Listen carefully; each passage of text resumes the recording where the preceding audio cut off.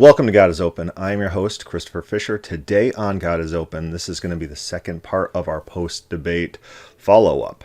And this is the part of the debate where we go over the comments. Of course, there's been a lot of drama that's happened so far. Marlon, he deleted the video, the debate from the Gospel Truth. It was on its way. My debate was going to be on its way to being the #1 debate on his channel. It was like at 5,000 views already 2 days after the debate happened, and it was catching up to maybe the Anthony Rogers debate that happened a month ago, which was at 9,000 views. The Sean Griffin, Anthony Rogers. But it was deleted. He was pressured into it by individuals that he was interacting with. The Calvinists don't believe that they did well in this debate, so they want to censor it and pull it off and make sure it gets as little visibility as possible. And so one of the main takeaways is, as Rachel said in the post-debate stream, it's probably about a 70% approval rating of my own side, or the non-Calvinist side, approving of my debate strategy and how it went down. But today we're going to read some comments. There's been hundreds of comments. There's been thousands of views. There's been multiple follow-up videos that were made about this event. And so a lot of interesting things. Like when I put YouTube videos out there, I try to read every single comment that is posted on my videos. Sometimes YouTube makes this impossible because YouTube likes to stealth delete comments and not tell people that these comments are being deleted. And sometimes you'll see notifications for comments and then they'll be gone. But I try to read every comment that's posted on my videos. And I looked at other videos as well for those comments. And so we are going to take the best comments as a result of this debate and just read through them and see what they say and see what constructive things they say, what non-constructive things they say, and we'll press on. We'll see. So when I'm reading these comments, I'm going to try to censor individual personal identifying information. If they got their first and last name, we'll just do first name, something like that, just for anonymity's sake, unless they're a public figure. And so we're going to start not with this comment, but with this individual who decided to track me down and comment on a random different video. This person is Marath. And this is a hostile individual and trying to criticize me. And let's see what it says. Hi, Chris. You were really out of order to Matt Slick the other day, and you owe Matt and Marlon a huge apology. It was quite painful to watch. Open theism isn't dealing with the entire scripture all right. You lack basic biblical knowledge, or Bible knowledge, and have no respect. Shame on you. You had a rather demonic smirk look on your face. If it wasn't spiritual manifestation and it was only you, then what was the point in that? What did you hope to accomplish? Your understanding of God is not the God of the Bible. Marlon was too charitable to you. I would have kicked you off the debate for pulling faces and deliberately trying to wind Matt up. You actually did yourself no favors at all. You are most likely lost under a false spirit and don't even know it. I will pray that you will not stay in your current error. So one of the ideas I had was just take Matt Slick's face and do a time lapse of that. Matt Slick's face was just wild crazy. He's like a mentally unsound individual, and everything that I'm getting accused of, Matt Slick does in spades. And so this is not a serious person to take serious. This is a school marm coming to basically chide me because they lost a debate, and lost a debate in a very public way. So I don't take these types of comments seriously. This is not someone who actually has my best interest at mind. This is not someone who is objective, and they don't have logical reasoning skills, processing, especially anyone who defends Matt Slick. And so these types of comments I just discard as like crazy internet individuals. So let's go to someone who's not, who's also critical of me. This individual's name is John, and Norwegian spelling of John, very nice. He says, I suspect this will be a very unpopular opinion. That's interesting. So he seems to recognize that the majority of, let's say, open theists or non-Calvinists are are siding with me and defending me. He says, on the recent debate mentioned a few times in the recent day among this crowd, but I feel it did open theism a disservice by missing a great opportunity against a very vulnerable Calvinist. Yeah, that might be true. I'm disappointed, and if this comment violates the standards, please remove it. Or me, I understand. No, it doesn't. Yeah. And the God is Open site, you basically could do make any comments you want as long as you don't violate the rules. The rules are, you need to answer questions when asked, and sometimes threads get pretty heated, and so that's allowed. And criticism is always allowed. Friendly criticism, of course. So it's always interesting to see people's perspectives. So I do like constructive criticism. I applaud the work Chris does in this area, and I have enjoyed and have been formed by an awful lot of it. I also respect his desire to go in there and mix it up with Slick and his regressive views. I'm disappointed though. Okay, so here's one thing.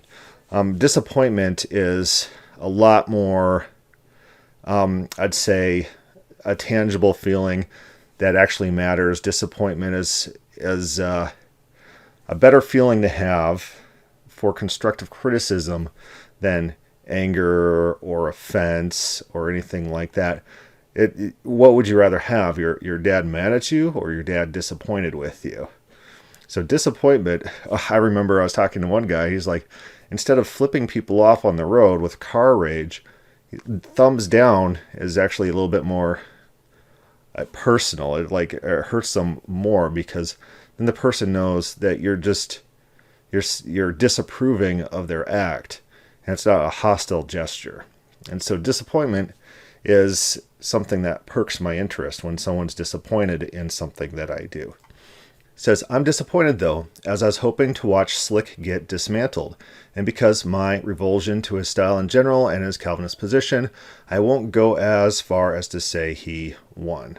Yeah, I don't think Matt Slick won. So we do have debates between Matt Slick and open theists. There's the Warren McGrew, there's the Will Duffy, those types of things. So I wonder if John has watched those and what his takeaway is and what his suggestions are for Will Duffy to have done better. I think Will Duffy won those debates, but there are certain things Will Duffy could have done to be more impactful. So no one ever really does, save for steering the views of those potential few watching who are on the fence or ignorant of the topic to begin with. That is always where the opportunity rests in these things. So one thing I like to point out to people is that there's a wide range of personalities and thought patterns and motivations of individuals. And so street preachers out there on the street saying, repent and believe the gospel, turn from sin, and they yell, oh, you're going to hell. They are effective on some level. They reach those people who can be reached by that message. The people criticizing these street preachers saying, oh, that's not how I converted to Christianity, and you have to have this one-on-one relationship and bring people come in all shapes and sizes. And so there is a good question of what it did on the margin to people who came in there trying to figure out about open theism, but it's not obvious on the face value that it would turn away a neutral third party. So different people have different effects, right? Nevertheless, form matters in these things as well, as Slick usually leaves the door open to dominate that aspect and thus help people open up to the opposing point, simply because he is off-putting, smug, arrogant, and condescending. That said, instead of reaching through the door to these folks and making a great showcase for the open view and just letting Slick tank himself, the approach was to lob ad hominems from jump and established that it was more about undressing Matt Slick than presenting the biblical, intellectual, and theological superiority of the open view. Yeah, that's probably fair criticism. I mean, the opening statement barely touched open theism, if at all, in favor of trying to torch the opponent, and not even burning down Slick's deterministic position as much as his style and the character behind it. In this respect, the open theist poisoned his own well. So John has since walked back part of that. When I posted the full debate opening, he was able to reread it and stated he overstated the case that my opening view did not present a positive argument. And so what my opening position was laying out a basic case and then neutralizing various arguments against the open case, right? Going through those fallacies, talking about verse proof texting, and talking about non-central fallacy, talking about the moralistic fallacy. Those are all important to establish at the get-go because those types of things are going to come up, and you want a previous reference to go back to immediately disarm those counter arguments. What's going to happen? Matt Slick is going to just say, oh, that's an anthropomorphism or something like that, and then try to throw his own text on. And we saw it happen. And so what do you give up in order to gain these things?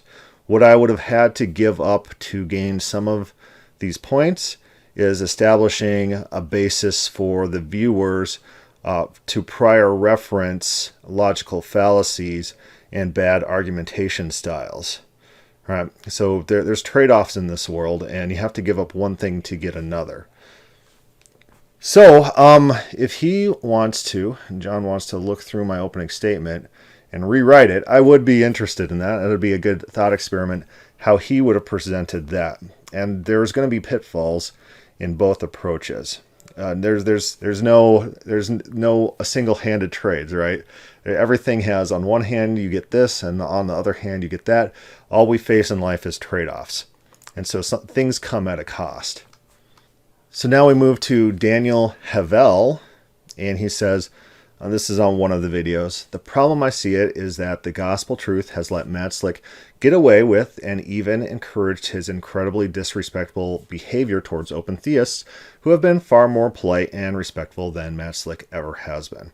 And so he's putting his finger on something that's very true. And it's very damning of Marlin. Marlin's bias is very obvious to neutral observers, and Marlin does not police his own side. And so while my debate is taken down for allegedly malintentions and for disrespect, you still see him hosting the Anthony Rogers debate in which Sean Griffin was sideswiped by a hostile Anthony Rogers who Marlin just let it get away with anything, saying anything, no matter how vile, no matter how disrespectful, he just wasn't policed. Right, so Marlin is a very biased individual. He doesn't have standards, and for the same reason that he pulled down this debate, he's not going to do that to Calvinist debates. It's only when the Calvinists get a little bit of a taste of their own medicine that Marlin's going to act. Why? Because he's got a whole lot of outside pressure. I don't think he'd want to necessarily pull down this debate, but all these Calvinists are contacting him, and they're all yelling at him, screaming at them, take down this debate. They don't want this debate seen. Why? It disarms every single one of their talking points. If this was a really bad debate, as John was talking about, if it was detrimental to the open view and it painted us in a bad light, they would want that up. They would want people to see that, and just so that those people could see what bad actors or bad reasoners and bad logicians that the open theists were. But the fact is that every indication, human behavior that I'm seeing in regards to who wants this debate to be seen and who doesn't indicates that this is a positive contribution to the open theist cause. So we've talked about some of the positive contributions. People are better able to identify bad arguments and good arguments. I think when the cross-examination started, also people started getting their first taste of free will is not a concept I brought up. It's not really a concept in the Bible. It's the default position in the Bible, but you don't just make your metaphysical models and then force the Bible to fit into them. Look at the biblical data, and we shouldn't be dealing with these philosophical abstracts that are just not part of the Bible.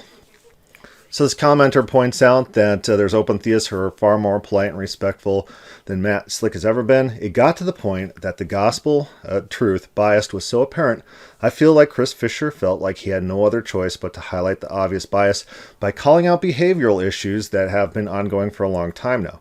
This is absolutely true. I could not rely on the moderator to do moderation. There's no way that Marlon was going to put Matt Slick in check for being disrespectful, for making demeaning comments, for doing Homer Simpson noises and things like that in the debate. Marlon was not going to do that. So I have to do my own moderation in my own debate. And this is to be expected. I'm not blaming Marlon for this behavior. He's, of course, a biased actor. He sees his own side with rose-colored glasses, and he might not understand the perception that he's giving to these third parties who are watching this all occur. It's pretty obvious that he's pulling and rooting for one side, and he'll let that side get away with almost murder. Again, all you have to do is look at the Anthony Rogers, Sean Griffin debate, and you'll see how he doesn't keep his own side in check. And his moderators don't either. His moderators are also very biased individuals, very hostile and nasty individuals, and people were pointing out that their comments were being censored in real time. People who are supporting me, people who are pointing out Matt Slick's fallacies, people who are calling Marlon to task, their comments were being instantly deleted. So it's real-time Orwellian 1984 type of stuff going on there. Chris Fisher highlighted the ridiculous disrespect shown to the open theism community by Matt Slick and sometimes the Gospel Coalition, or the Gospel Truth, by breaking from the traditional debate tactics and using deserved comedic irreverence. And yeah, I'm sorry to Marlon. I'm not sorry to Matt Slick, but I'm sorry Marlon has to deal with this. So it's probably mentally anguishing to Marlon. I'm not saying Marlon's a bad guy or anything like that. And I am sorry to have put him through this. I'm not sorry to have put Matt Slick through this. That's fine. Chris has shown that he can be respectful in the past, but Matt Slick has abused that respect, and the Gospel Truth has taken his side, having a blind eye to disrespect when it is to their advantage, and exaggerating and magnifying disrespect when it is against them. Yeah, that's true. And so when Marlon is calling out me for my behavior, he might throw like a little bone to the other side and say, oh, Matt Slick had some issues too. But Matt Slick, his after stream was a lot more vicious and vile than mine. From what I didn't watch it, I've gotten reports about what was said on that, but Marlon doesn't have any criticism for that. It's his own side, and his biases are obvious. Rather than acknowledge this, the Gospel Truth is now overreacting and taking this totalitarian approach and removing debates, and blaming drinking game humor. I feel like the Gospel Truth has some sincere humility, but it feels like they are blaming Chris for forcing them to acknowledge the excessive rudeness they have been okay with from Matt Slick for a long time. But Chris is a little irreverent in return, and that won't be tolerated. Feels like an unbalanced, disproportionate response. Yeah, absolutely. The only reason this debate's down is because I gave Calvinists a taste of their own medicine in a humorous fashion. And humor, of course, is the first thing banned in the Soviet Union because it undermines their self-perception. It undermines their self-worth when people have fun at their expense. Lives for Him has a similar comment. If you had exerted control over Matt Slick's behavior from the get-go, as well as your own moderators, debaters would not feel the need to do what Chris did. When someone goes into a debate knowing that literally the host, the moderators, the debate opponent is against them and will treat them poorly, you leave them with little choice. I don't actually understand why your channel is popular. There is clear bias on the part of you and your moderators. I only listened to a few minutes of the debate because I cannot stand the way you allow your buddies, Slick and your moderators, to degenerate people who have an honest belief that is opposed to your worldview. Yeah, and the God is Open site, one of our views is you're not allowed to laugh react to someone's sincere comment, right? We don't use laugh reacts to undermine. And so I think that's a very powerful rule for getting rid of bad actors and actually making people, and part of the thing that we do, of course, is force people to answer questions. So you can't just laugh off what someone's sincere comment is. They're forced to respond to you and defend their own beliefs rather than just laughing. And so Calvinists do not last long on the God is Open site for these reasons. They can't answer questions and they can't do this fake superiority thing. And so they can't stand it. They can't stand honest discussion. I'm convinced that you and your buddies would be the first people in line to burn at the stake for disagreeing with you if that were still legal, just like Calvin. This channel and its moderator, I don't think Marlon would. Maybe a lot of his buddies, his moderators, the people who have all the time investment to become moderators, and they're basically rabid Calvinists. They definitely would kill us. This channel and its moderators lack the integrity to represent my savior. It's disgusting. I don't care if you disagree with someone. You treat them with respect, and you demand that people you invite on treat them with respect as well. Was Chris out of line? Yes. Has Matt Slick been out of line on basically every debate I've seen? Yes. And you do nothing because he's your guy. You reap what you sow.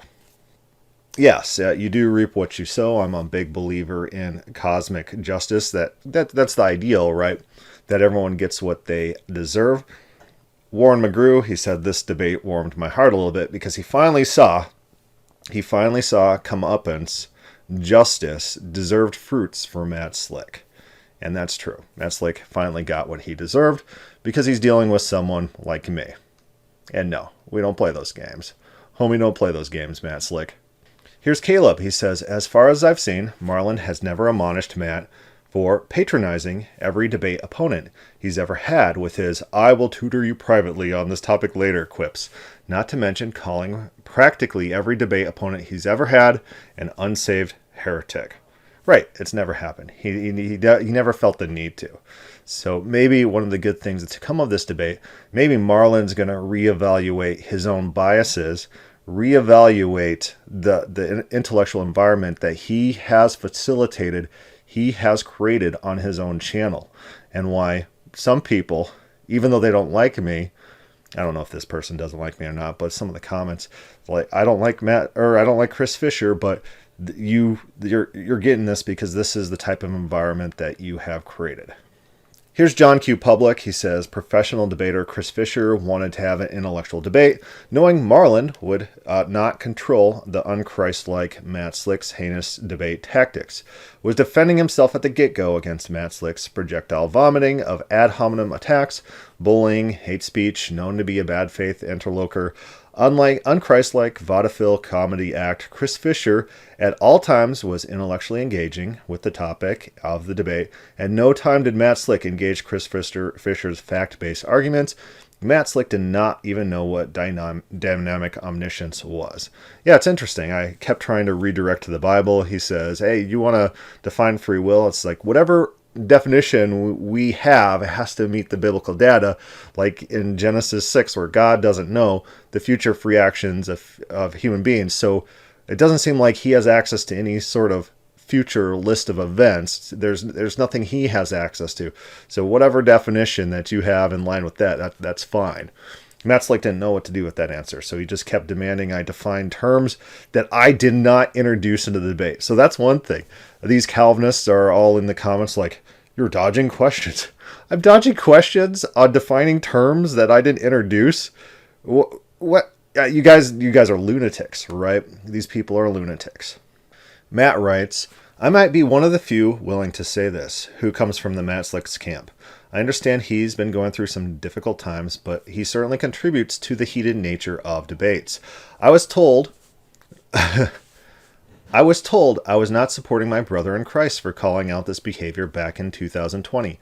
He seems to have not changed any since then, sort of validating my concerns way back then. My experience has been even unsuspectingly calling into a show with the assumption I was calling in for a loving discussion with a respectful pastor in a shared faith. I felt ambushed, attacked, and bullied the entire time. I wasn't prepared for such a heated controversy and animosity from Matt Slick, as I'd been reading and agreeing with his calm posts for years. I didn't for one second think I was getting into a debate at all, but just asking a question. I spent a few minutes just thanking him and letting him know I was grateful for him, only to be railroaded and forced into being at the other end of him debating me. Yeah, Matt Slick, he doesn't care if you give him compliments. I gave him a couple compliments. He didn't return anything at all like that to me. He doesn't care, right? He's him. He's so above you. He just naturally deserves all the compliments in his own mind, and so complimenting him does no effect. He thinks those are just well-deserved and his right, regardless of whether or not you make those compliments. It doesn't do any good. He's that type of person. I didn't even know how to react. I've never been in a public debate and didn't want to be in one. But he controlled the narrative and the conversation and forced that scenario rather than trying to understand what I was asking. He assumed I was his opponent and I got pigeonholed into it all. After I saw him doing the same thing to basically everyone he debates, and it's not merely aggression, it seems to be him assuming the worst about the other person and acting on it without patience or understanding. So one of the things Matt Slick does is that he sees himself as master debater, someone who has this logic and reasoning skill far above everyone else. And so he looks for opportunities to, this is me talking, of course, he looks for opportunities to try to display this, to try to reinforce that image to his followers. So he will take innocent people like this who are friendly to his cause and turn them into perhaps the whipping boy, the person who he's going to demonstrate his great knowledge and skills on. And so this follower is an unfortunate sacrifice in the cause of Matt Slick's narcissism. I still love Matt and very thankful for his website. I still watch his debates and root for him to win. I still point people to his resources and help them understand theology. But I don't believe I could honestly tell someone, call him up on his show and ask him a question, without first warning them that he might snap on them and tar and feather them before they even realize what's going on.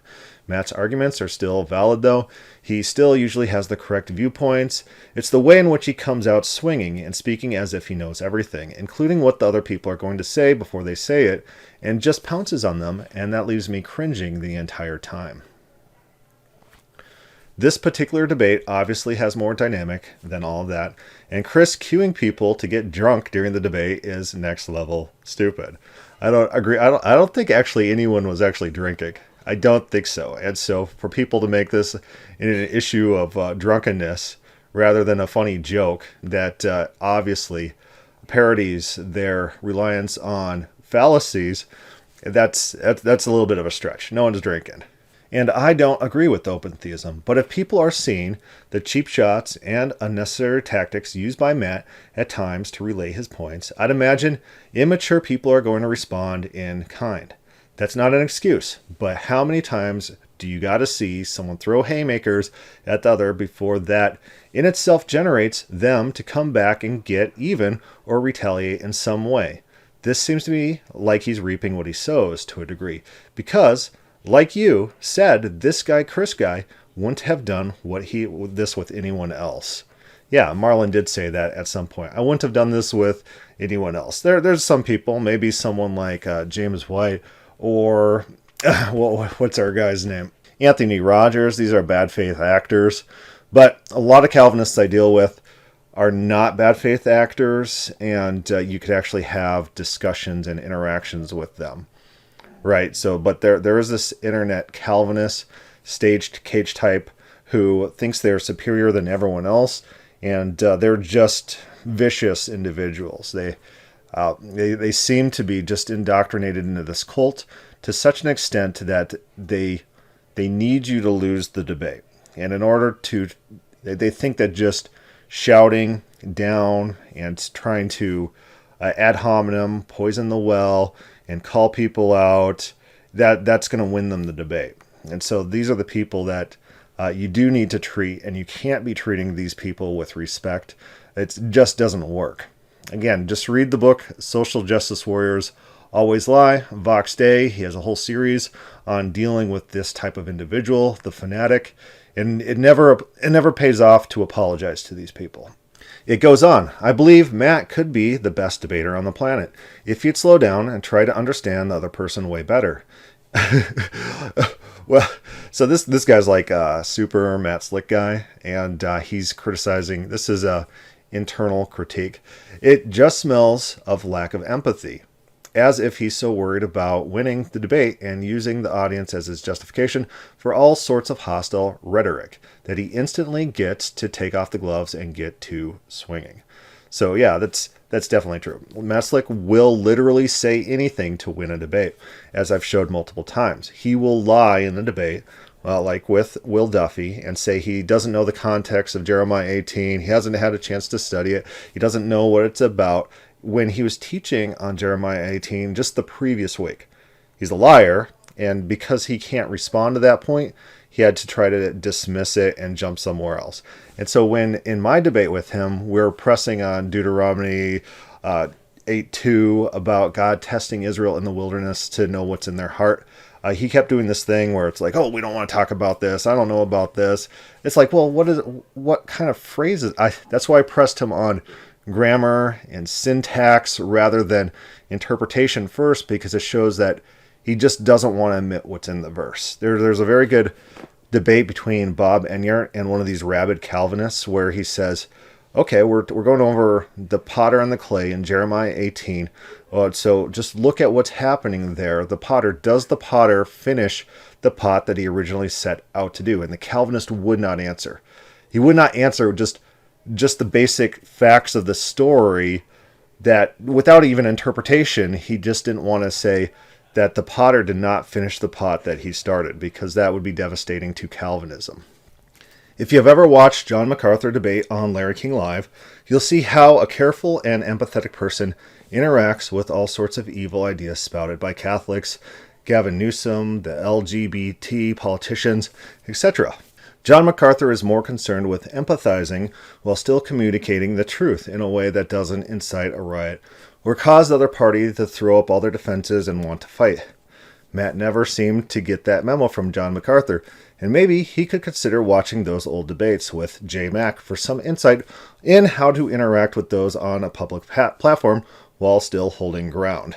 Perhaps Matt has just been fighting so long that he's desensitized to how hurtful he can be to those on the other side of him. And not in a good and biblical way, but in a mean-spirited and ruthless sort of way. You don't get reports about him for the last several years over nothing. Everyone is saying the same thing. He takes things too far, too fast. Right. Accurate criticism. Matt Slick is not a good faith actor. He gives him a little too much credit, thinking that this is just like an age thing. This has always been the case with this individual. He's a very bad faith individual. Always has been, always will be. No one's ever taught him anything that he hasn't learned himself. So in one of the clips that I have of him, someone asked him straight up, has anyone in any debate made a point that has changed your mind? And he said, never. This is not a good faith individual. He's a narcissist to the extreme. And so you see this play out. You see this play out every single debate he's ever been in. The Daily Gripe writes this, take this for what you will, but we knew coming into this that there has already been some behind-the-scenes drama between Matt and Chris. And so Marlon actually didn't know this, so that was funny. And Chris purposefully triggered Matt, knowing what would get him riled up. I like the open forum, because it's like watching two people interact like normal people do. But these two already had a history, at least some capacity. Case in point, ponder over Chris's channel and peruse through his videos. And other than James White, he has more videos about Matt Slick than he does any other single one person. He has just about as many videos on Matt Slick as he does James White. And judging from those titles of some of those videos, you could pretty much narrow down how the conversation was going to go. Whereas Matt probably didn't know Chris from a hole in the ground. Chris knew Matt all too well. Chris studied Matt. Matt did not study Chris, and therefore Matt was easily riled. So this person, the Daily Gripe, is amazingly perceptive. And they did their homework, and they have a lot of insight that they're bringing to Marlon's attention if Marlon reads this comment.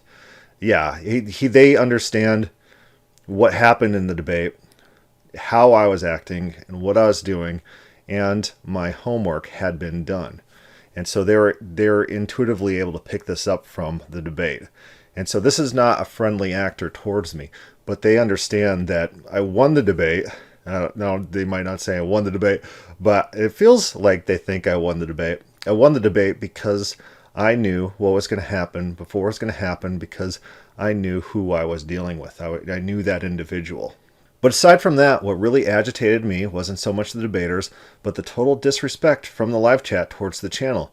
When you blatantly disrespect forum guidelines after being warned multiple times, then you should not be given a platform at all, now, future, or ever. What may be a better way to conduct these sorts of events is host the conversation without the live chat, and when it comes time for questions, turn live chat on. That way it forces people to listen to the arguments and then ask questions later with super chats as a priority. The live chat was so focused on engaging one another that they probably couldn't rehearse a single point made by either side. And so that person has individual problems with the live chat. And the live chats in these things typically get out of hand, and you'll see one-sided moderators moderating the non-Calvinists and not the Calvinists, and that was a common complaint. Lauro writes, and this person, maybe a female, recounting the event, Matt, did God make a mistake? Chris, no. Did God make a mistake? No. Did God make a mistake? No. Did God make a mistake? No. Did God make a mistake? No. You're not answering the question. What? And so I do need to clip that part out of the debate. That was really funny. I answered the question like 5 times, and Matt Slick just, because he didn't want me to answer that, then he got mad and said I wasn't answering the question. So that was pretty funny. Bobby Fisher writes, the Neoplatonic roots of so-called classical theism are slowly being exposed to the laity through discussions such as this one. Glad to see it start to die a slow death. God is living, an active person in the Bible, folks. He is not immutable, ineffable, the Neoplatonic one. And so it's real funny that these Calvinists who consider themselves scholars always pop up on my timeline trying to say, oh, that's not Platonism, or that's Neoplatonism, and it wasn't as bad as all that. But the thing is that the primary texts refute them. So I had one internet philosopher the other day say, oh, that wasn't Platonism, that was Neoplatonism, where like the scholars on it all just say, hey, 3rd century Christianity was influenced by Platonism. They don't make this distinction that these people try to do. What these internet philosophers are trying to do is they're trying to degrade you through what they think is a very specific terminology that will reveal you as a lower status than them.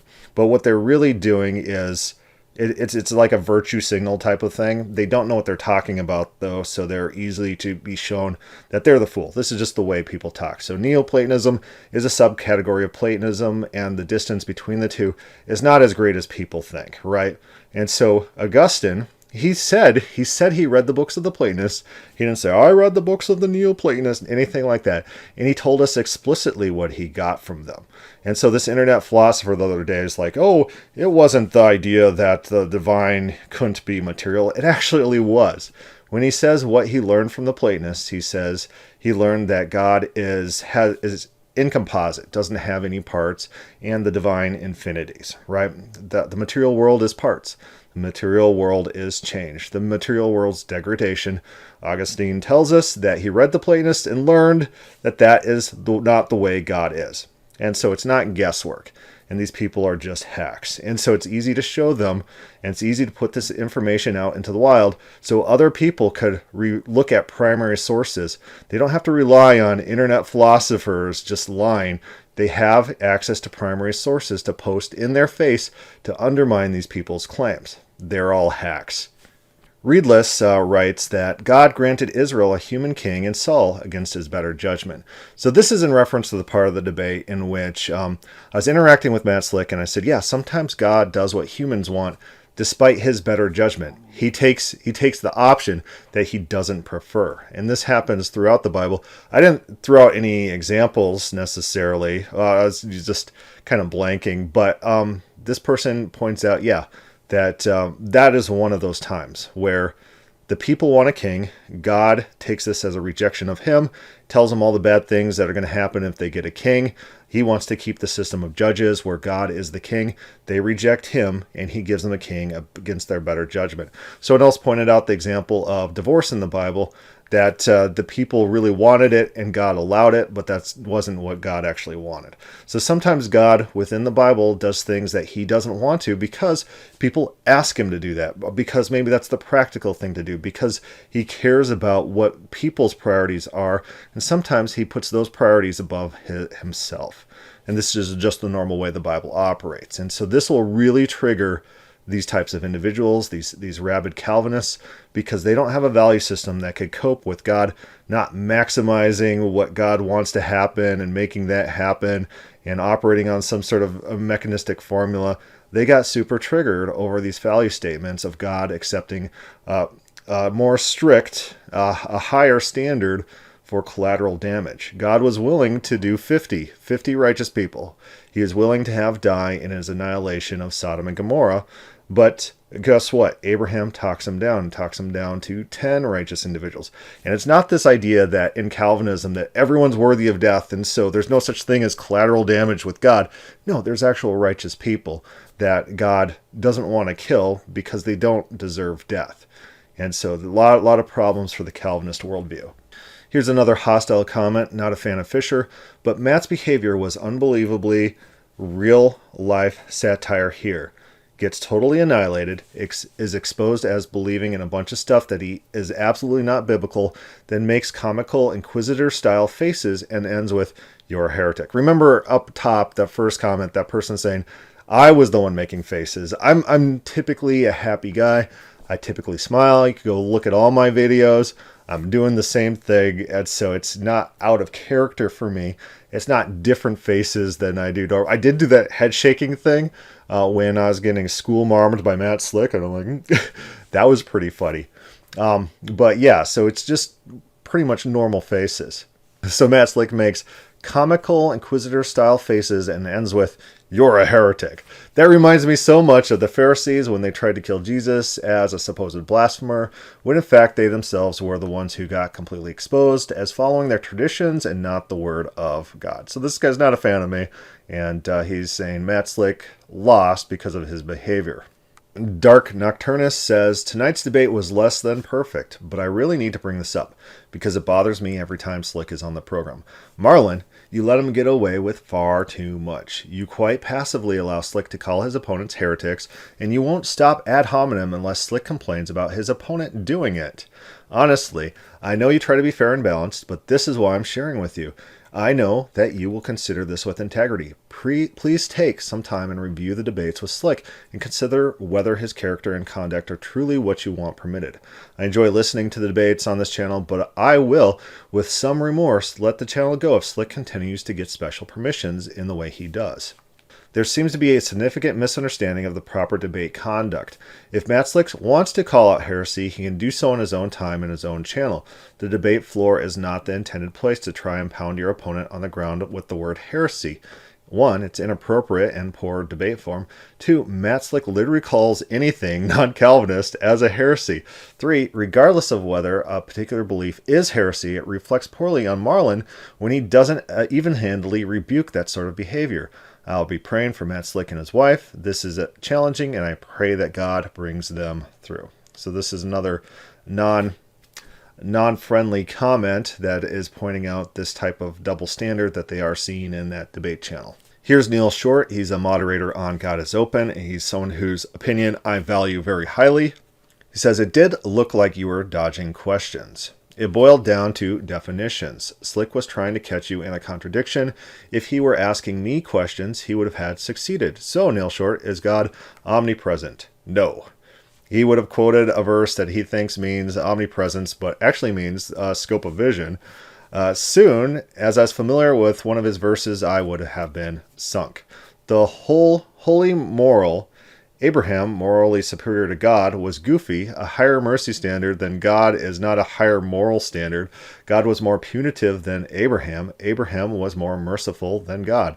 I might entertain a view that Abraham taught God something about mercy that God had not considered before.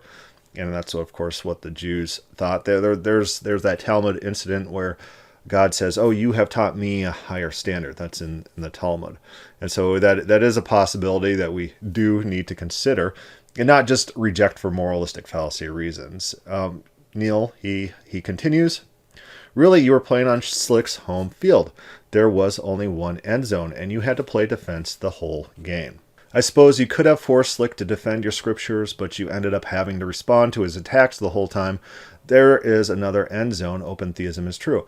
Your little proof text suggests God doesn't change. I explained that your verse has contextual scope. Now you explain how Genesis 6 is an anthropomorphism. Now this is in the format of what I should say to Matt Slick, something I could have done to redirect. And Neil Short's absolutely right that I could have done a lot more to keep redirecting every time he asks the question. I could answer it and then redirect. And so that is probably one thing I would have improved, or I should improve in a future conversation of this nature, is the redirect. Answer, redirect. And quid pro quo type of thing that he's suggesting here. I answered your question, you can answer my question. That sort of thing also would be beneficial for me to add. So it's sometimes you're in a debate and it's hard to like strategize in the moment. And so I do what I can with what I got. What was really going on, this is the continued quote, what was really going on that the writer didn't understand, but you understand. How do you understand the Bible better than the prophet who wrote it? That's one of the things that we didn't quite get to in the debate. It's who's talking, what do they believe, and why do you think they don't believe the things that they actually wrote? And so we did get to some of that in the questions and answers where I was able to clarify without interruption, and so that's good. So Jonathan Pritchett from Trinity Radio, he loved this debate, and he loves this sort of thing. And he says, I agree with Chris Fisher or not, and I'm not an open theist. His debate with Matt Slick was quite entertaining. Chris exposes the weakness of constantly spewing centuries of theological reflection back on text if the intent is to mitigate what the text says that upsets those theological ideas. Chris has gotten quite good at that, and that can't be dismissed too easily for those who desperately want their theological grinds to work. Props to him for that. One thing is definitely clear. Christians do read the Bible very differently than they read everything else. And that's one of my focuses on my channel is intellectual consistency, reading things as you would any other text, using reading comprehension skills, and that's what I hope to do with these texts.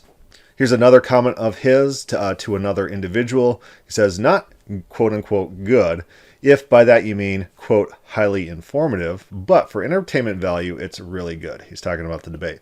Chris Fisher's talent here is that once Slick starts in on talking about theological and philosophical ideas, many we all agree with, by the way, he reminds everyone the Bible just doesn't talk like that. It's nowhere in the Bible. It can't just be assumed.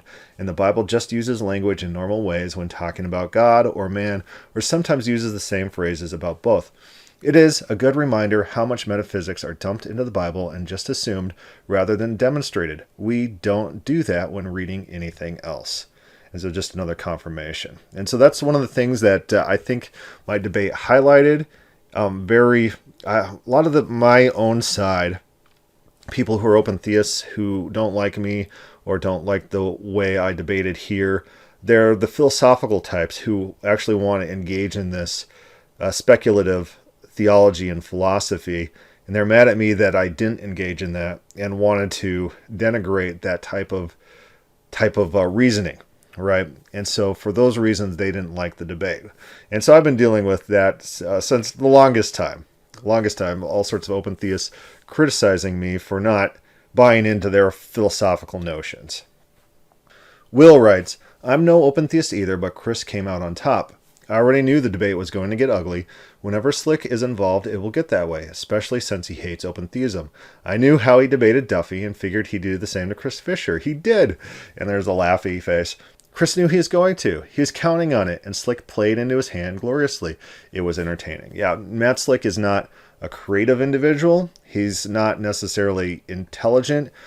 He's a self-contained individual. He doesn't gather information from outside himself, so he doesn't do well with change, with innovation, with logical thought processes, and thinking through his arguments. And so anything that upsets it, what does he want to talk about? He wants to talk about atonement theory because that's his thing. He really likes atonement theory, so redirect to atonement theory all the time. Well, what does he want to talk about? He wants to talk about free will compatibility with future defined outcomes, something like that, because that's his jam. He doesn't want to talk about the text. He doesn't want to talk about other things that I might want to talk about. He doesn't want to talk about the Greek A lot of times he doesn't want to talk about Greek ever, and so things that he's not very good at, he doesn't want to talk about, especially to someone who knows what they're talking about, because it makes him look bad. And Matt Slick's number one priority in any debate is to win the debate at all costs. Say anything, no matter how outlandish, no matter how much of a provable lie that thing is. Say anything to win a debate. Anything that will make yourself look good and denigrate your opponent. This is the Matt Slick strategy. Eric writes, after 30 minutes of Chris not playing by Slick's rules, Slick has no idea what to do. Chris said Matt would be stuck in categories, and he knew the future. I'm thoroughly entertained so far. So those are the comments that I thought were interesting from the debate, that I thought were valuable, some not so valuable, some very valuable, some very astute. Some people did their homework. Some people instantly understood what was going on. Things were clicking. Pieces were getting put together, and they were able to figure out what was happening in real time. And so it's really interesting to see people's feedback and especially suggestions for how to improve and how in what ways I had shortcomings. Those are interesting as well. Sometimes people who would have preferred things differently. I would like to encourage those individuals to think through the long-term ramifications of doing those things, especially downstream within this debate and future debates. I think the outcomes of this, especially Marlin's self-reflection on his own biased activity, things like that, long-string ramifications are probably overall positive for the open theist community, and it probably teaches these people that if they want respect, they need to give respect in return. So I might be the sacrificial lamb, and I'm fine with being the sacrificial lamb to teach these people a lesson in humility, in civility, and what we are capable of. So iterative gaming strategy is different than single game strategy. Keep that in mind. So if you're playing Settlers of Catan, and one thing I do when I'm playing games like that is if somebody hurts me in a way that's detrimental, I often throw all my resources into trying to destroy that individual in that game. And actually, people are less likely to attack you if they know what you're capable of and what you're going to do. And they will think twice before doing that. Iterative game strategy. So I'm definitely interested if anyone wants to write me an alternative history opening statement, and looking and reading that and seeing other people's ideas. Any questions or comments, put that down below, or start a thread on the God is Open Facebook group. Thank you for watching.